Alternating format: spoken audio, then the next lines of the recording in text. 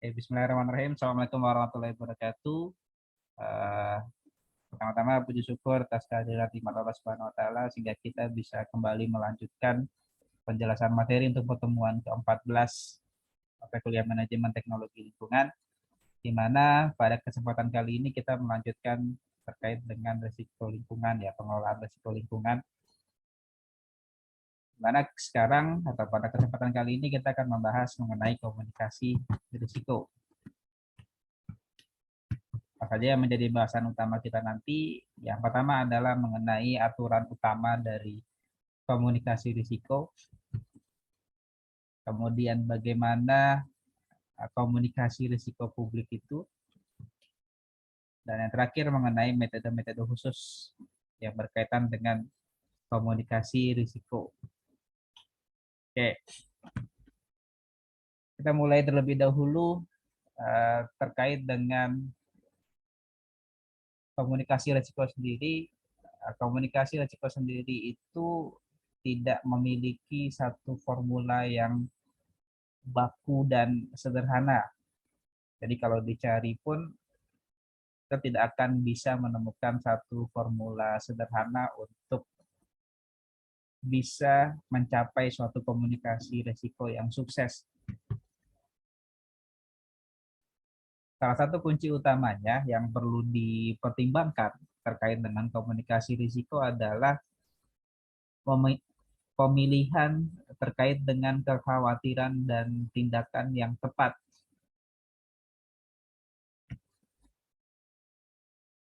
Yang pada dasarnya berkaitan dengan risiko-risiko kesehatan dan lingkungan, pada umumnya dari masyarakat sendiri masih kurang baik dalam menerimanya, dalam memahami terkait dengan risiko-risiko tersebut.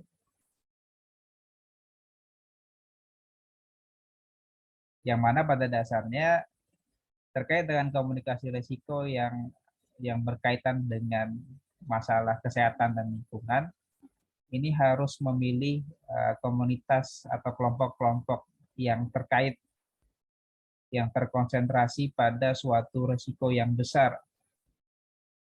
di mana risiko ini yang memang bisa diperbaiki atau bisa ada penanganan yang nantinya dari beberapa asesmen terkait dengan risiko kita mengetahui mana target-target yang utamanya, mana target-target yang tanpa menghilangkan risikonya, tapi itu menjadi suatu prioritas untuk bisa diselesaikan atau untuk bisa segera dikomunikasikan terhadap komunitas terkait tersebut.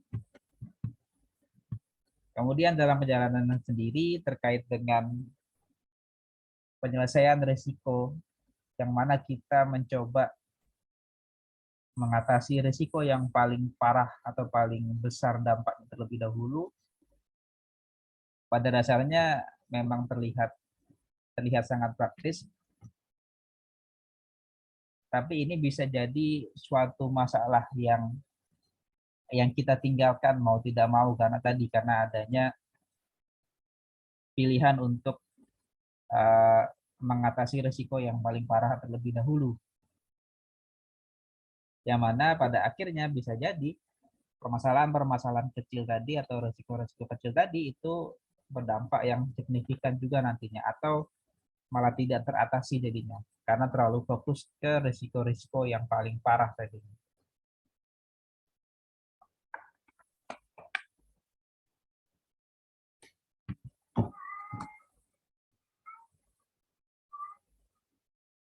Kemudian dalam perkembangannya sendiri, pada komunikasi risiko, ada ketidakseimbangan dalam persepsi terhadap risiko.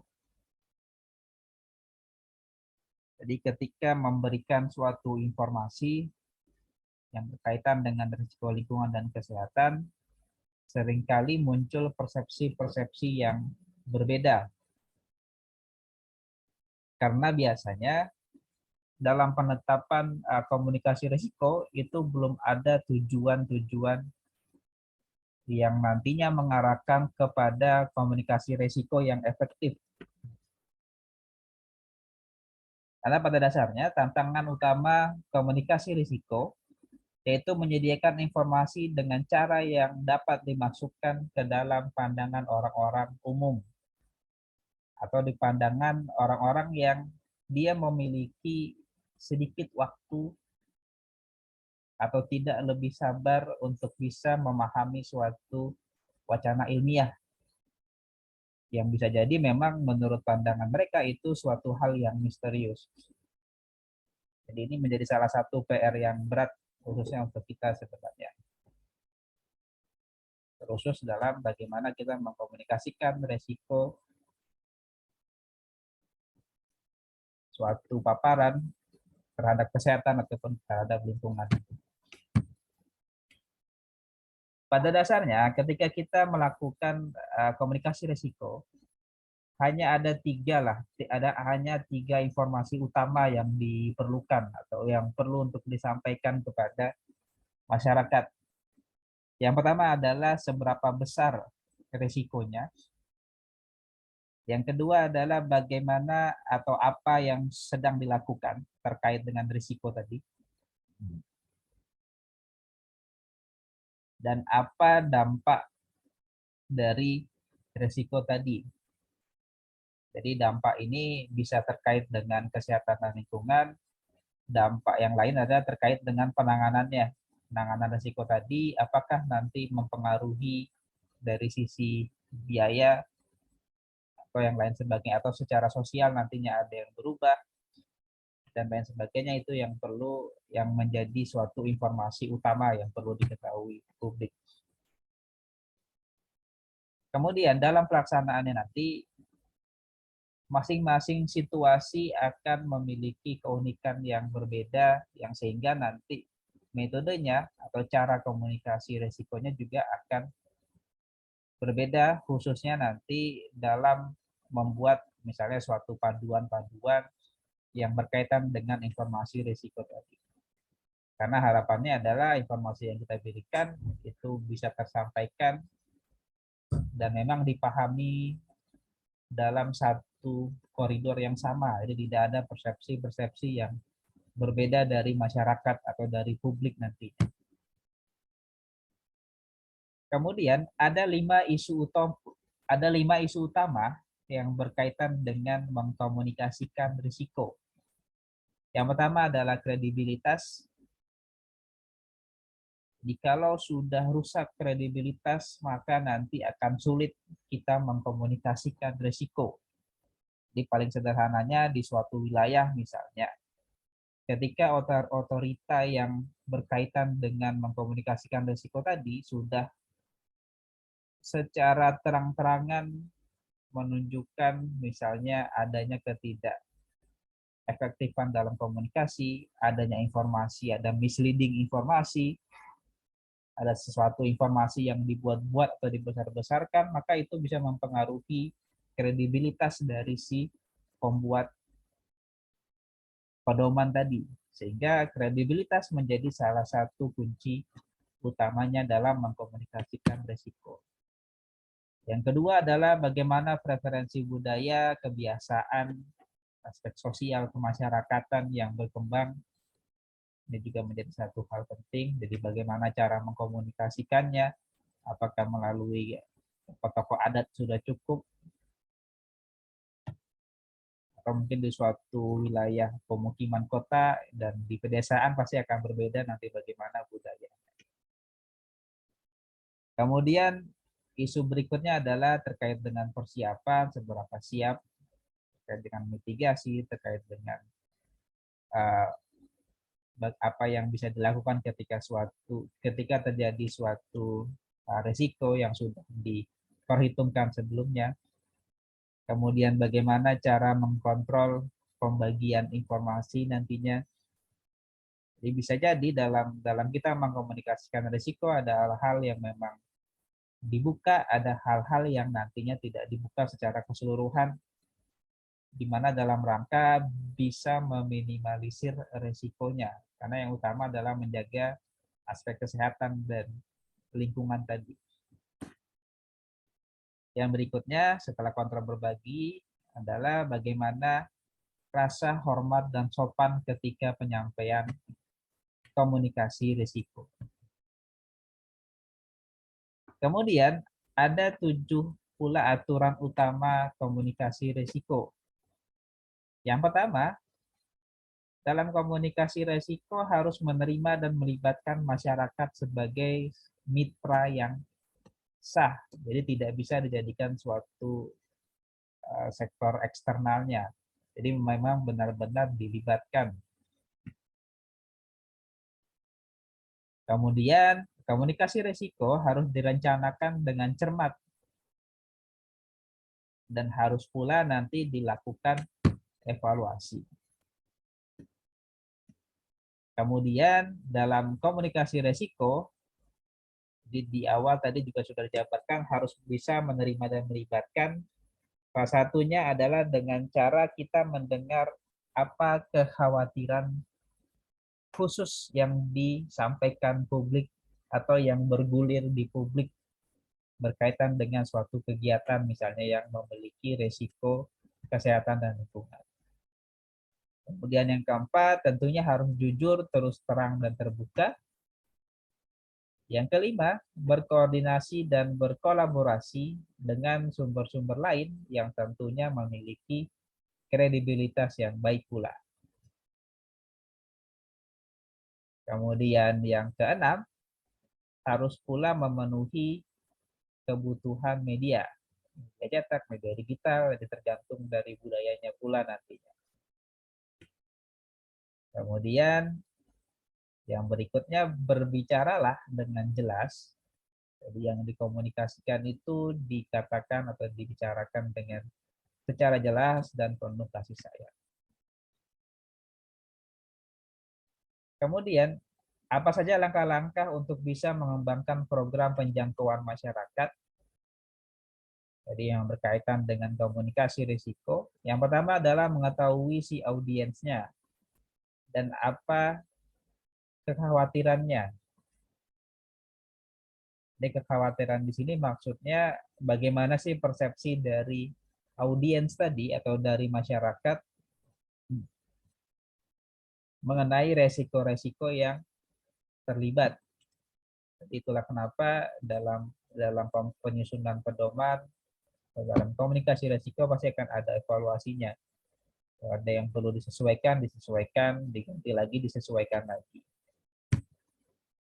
Kemudian yang kedua, memahami tujuan masalah.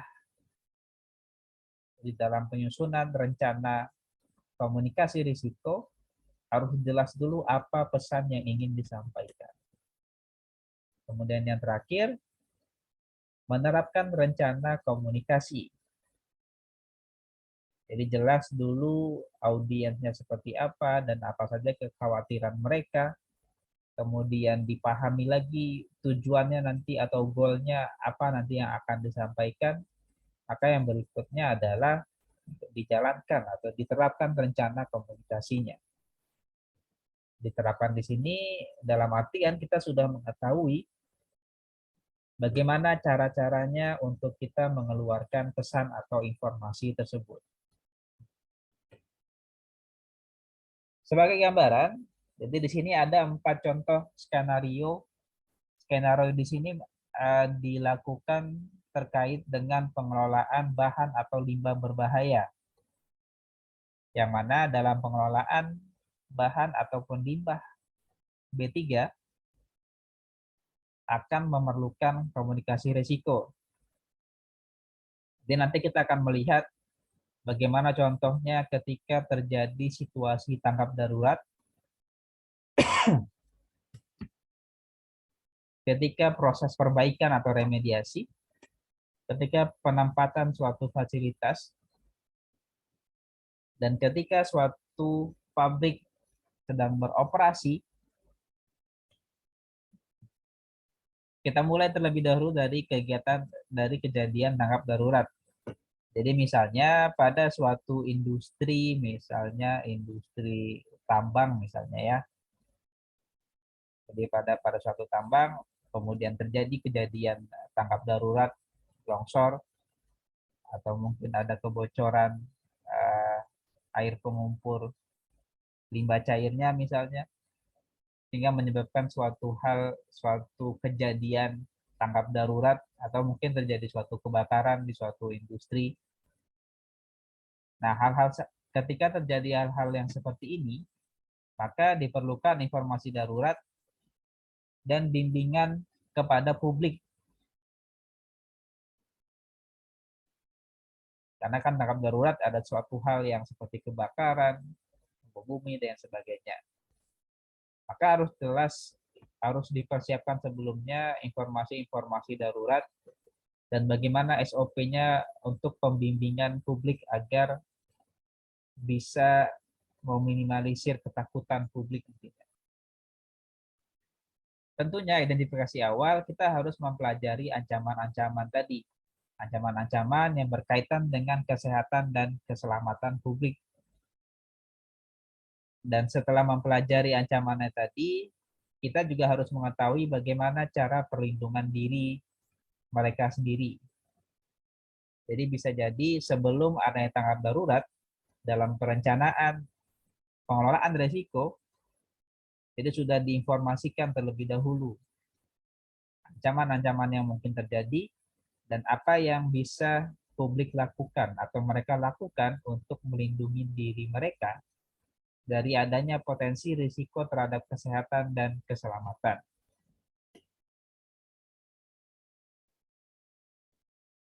Masalah utama dari komunikasi risiko pada suatu kejadian tanggap darurat itu umumnya dalam menyebarkan informasi. Jadi informasi-informasi yang berkaitan dengan kesehatan dan keselamatan publik atau yang terkena dampak.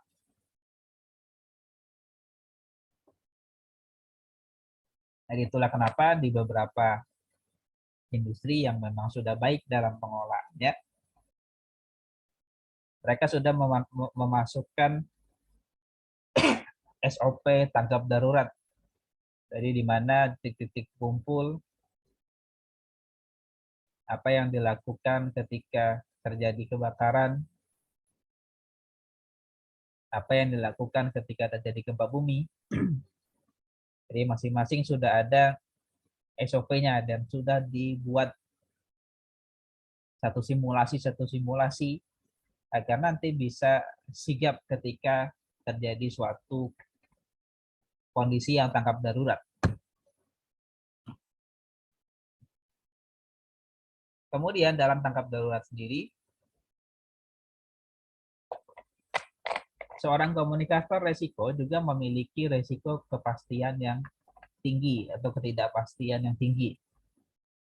Karena dalam perencanaan, mereka hanya bisa memperkirakan apa atau dampaknya apa nantinya yang paling tinggi, yang mana yang menjadi prioritas, apa yang perlu dilakukan. Sehingga ini memang perlu pemahaman yang lebih pula terkait dengan risiko.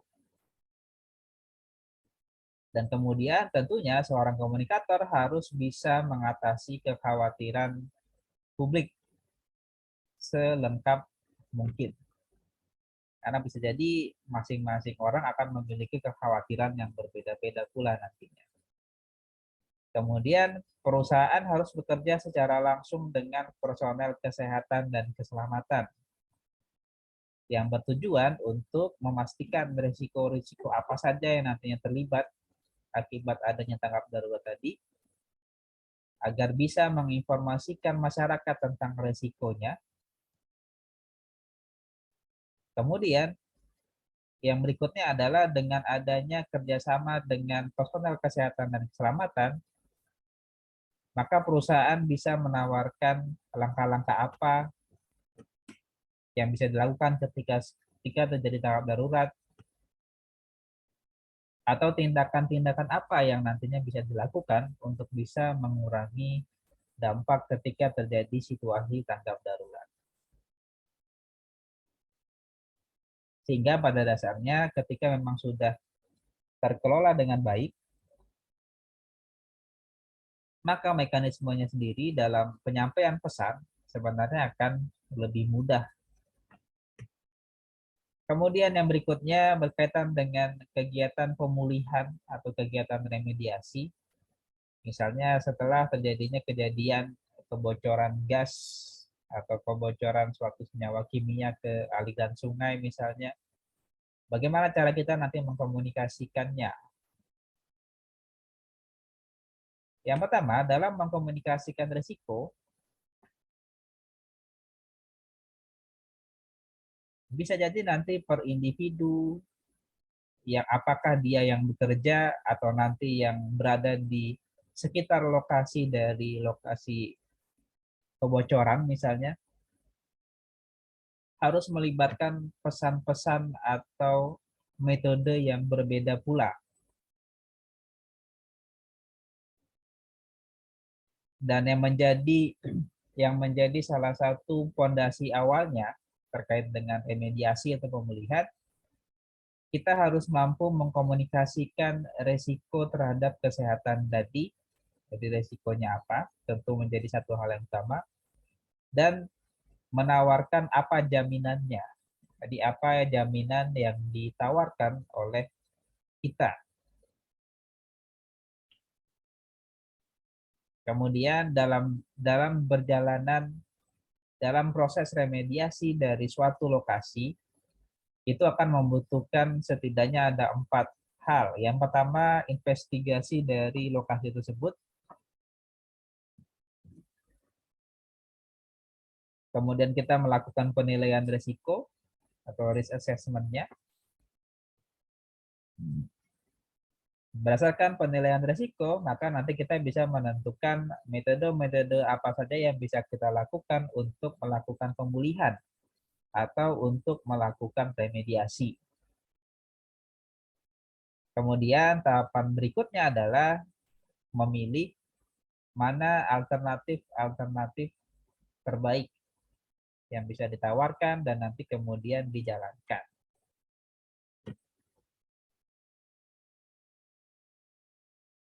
Dalam penyampaian pesannya nanti, seorang komunikator risiko harus menempatkan risiko-risiko dalam perspektif sambil bisa dia meyakinkan masyarakat bahwa pemulihan ini atau remediasi yang dijalankan merupakan suatu opsi yang paling baik atau paling aman. Atau minimal pesan yang disampaikan itu menunjukkan bahwa memang kita sedang menjalankan proses pencarian. Jadi kita sedang mengusahakan metode apa atau teknologi apa yang nantinya akan digunakan yang paling tepat untuk nanti bisa dijalankan. Sehingga nantinya masyarakat bisa lebih tenang tentunya. Kemudian dalam proses pemulihan pula diharapkan agar berjalan lebih efektif komunikasi risikonya, kita juga harus bisa mendorong masyarakat untuk berpartisipasi dalam proses perencanaan remediasi atau pemulihan. Sambil jalannya tadi, kita juga bisa meyakinkan masyarakat bahwa solusi yang nantinya sudah diberikan merupakan satu solusi yang terbaik nantinya. Dan bisa juga dengan kita mendorong masyarakat berpartisipasi, nanti akan nampak juga kalau kita sudah berusaha mencari apa atau bagaimana mengatasi permasalahan tersebut. Mekanismenya sendiri untuk bisa mendapatkan informasi tentang risiko kesehatan kepada masyarakat itu bisa mencakup 3 hal ya. Nantinya yang pertama ada lembar-lembaran fakta, kemudian yang kedua ada buletin, atau yang ketiga melalui kontak secara langsung. Oke. Kemudian untuk situasi berikutnya, pada lokasi fasilitas pengelolaan bahan atau limbah berbahaya, maka berkaitan dengan ini diperlukan satu komunitas khusus. Jadi yang memang dia berada di lokasi fasilitas tadi yang mendapatkan dampak secara langsung. Jadi pemahaman mengenai komunitasnya ini, komunitas kecil ini atau komunitas khusus ini akan sangat penting. Karena pada dasarnya komunitas ini atau masyarakat ini memiliki pemahaman terhadap resiko yang terbatas. Dan tentunya bagi mereka, mereka tidak bisa melihat manfaat dari adanya fasilitas tersebut. bagi mereka atau bagi komunitas mereka. Yang mana pada dasarnya ketika kita memilih suatu lokasi fasilitas, harapannya penempatan fasilitas tadi itu di fasilitas pengolahan, penyimpanan, dan pembuangan limbah B3 harus dipandang sebagai pilihan sukarela bagi masyarakat tersebut atau bagi komunitas tersebut. Nantinya pada dasarnya masyarakat lokal atau komunitas khusus tadi nanti apakah mereka bertindak sebagai teman atau bertindak sebagai musuh terkait dengan fasilitas tadi. Dua pilihan tadi atau dua langkah tadi atau dua goal tadi itu disebabkan karena dua hal saja. Yang pertama adalah bagaimana perspektif mereka terhadap risiko, dan yang kedua, apa manfaatnya? Apa manfaatnya bagi mereka dengan adanya fasilitas tersebut. Jadi karena dua hal ini yang biasanya mengarahkan apakah nanti masyarakat lokal ini menjadi teman atau musuh. Kemudian resiko terhadap masyarakat harus disajikan dengan cara yang sama. Jadi setiap orang harus mendapatkan atau disajikan informasi yang sama. Kecuali mungkin nanti kita menambahkan ada informasi-informasi manfaat proyek yang mungkin ini tidak bisa diberikan secara sama rata nantinya bentuknya.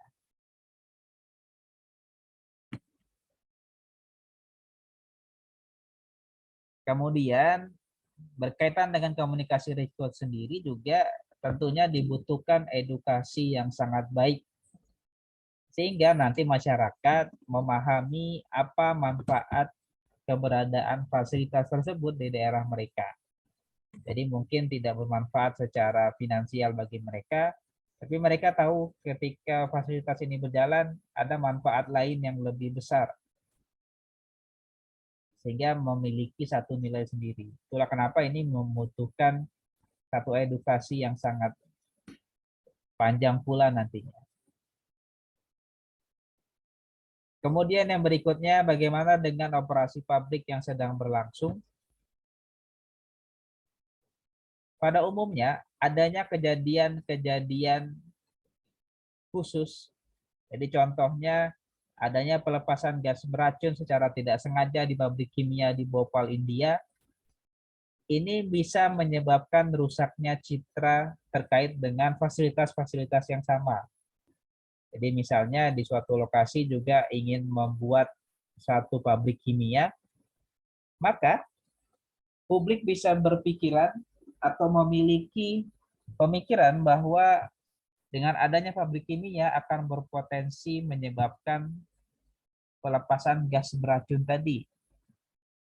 Sehingga inilah yang menyebabkan suatu operasi bisa berhenti berjalan misalnya. Karena itu penting terhadap fasilitas-fasilitas, khususnya fasilitas pengelolaan limbah B3, untuk bisa menumbuhkan citra positif. Khususnya citra positif ini diciptakan di kalangan masyarakat setempat yang berada di sekitar fasilitas tadi. Jadi tugas utama dari komunikator di sini adalah untuk bisa membangun dan memelihara kredibilitasnya. Kredibilitas dari si perusahaan atau si industri tadi.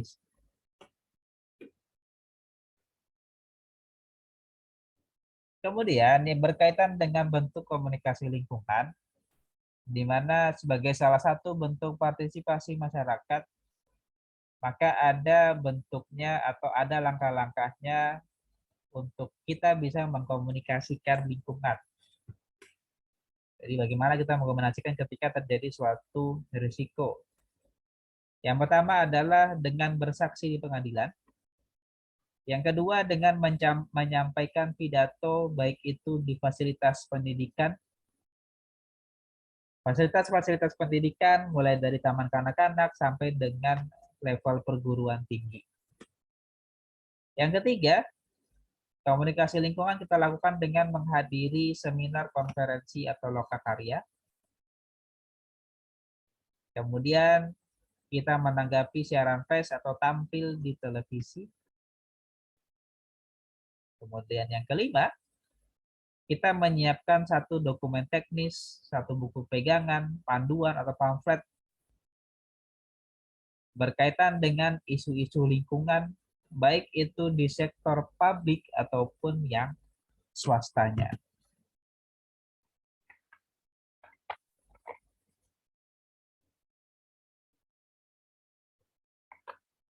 Kemudian, apa yang kita bahas tadi adalah dari aspeknya si perusahaan. Kemudian apa nanti bentuk peran serta masyarakat dalam pertanggungjawaban lingkungan? Karena pada dasarnya hal penting dari komunikasi risiko adalah keterlibatan.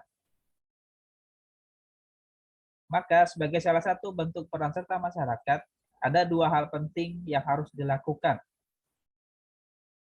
ketika nanti seseorang menyadari adanya potensi masalah polusi misalnya. Yang pertama adalah melakukan pengamatan secara cermat terhadap masalah tadi. Di cermat ini dilakukan pendataan atau pengumpulan data nantinya secara cermat. Tentunya data-data yang berkaitan dengan permasalahan tadi. Kemudian melakukan pelaporan ke pihak yang berwenang. Sehingga pada dasarnya karena dua hal penting tadi, perlu untuk ketika melihat masalah potensial, harus dicatat sepenuhnya semuanya, apapun yang nantinya bisa diamati. Yang mana setelah nanti informasi dikumpulkan, kita menghubungi otoritas atau pihak yang berwenang, maka harapannya nanti masalah tadi bisa ditangani secara legal nantinya.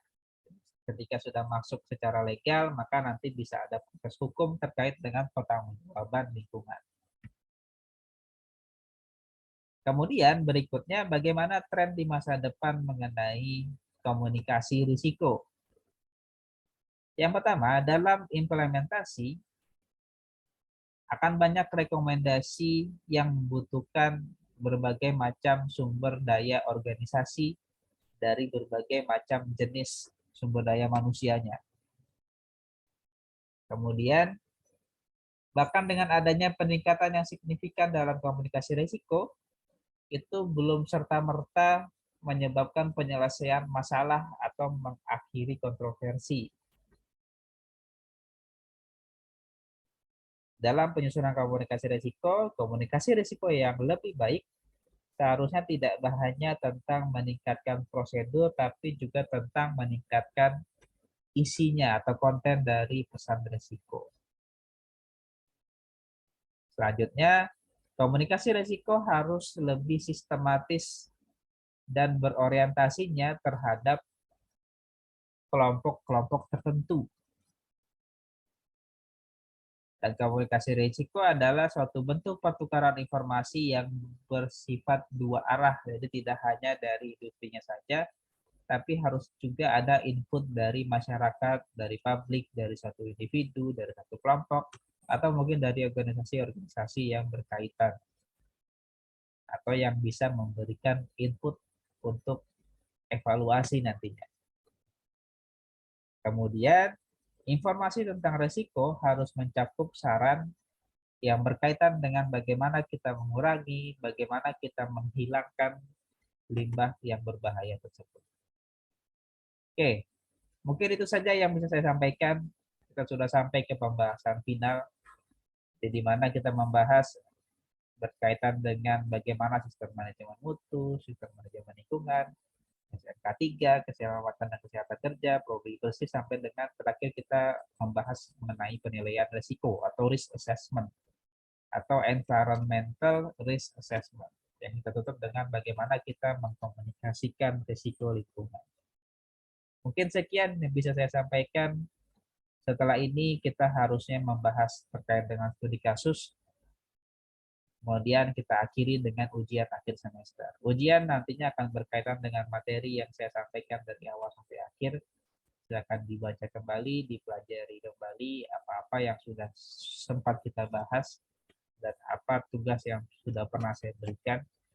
Tidak akan jauh dari hal tersebut. Sekian dari saya. Untuk segala salah dan kurang saya mohon maaf. Kita tutup dengan hamdalah. Alhamdulillahirrahmanirrahim. Assalamualaikum warahmatullahi wabarakatuh.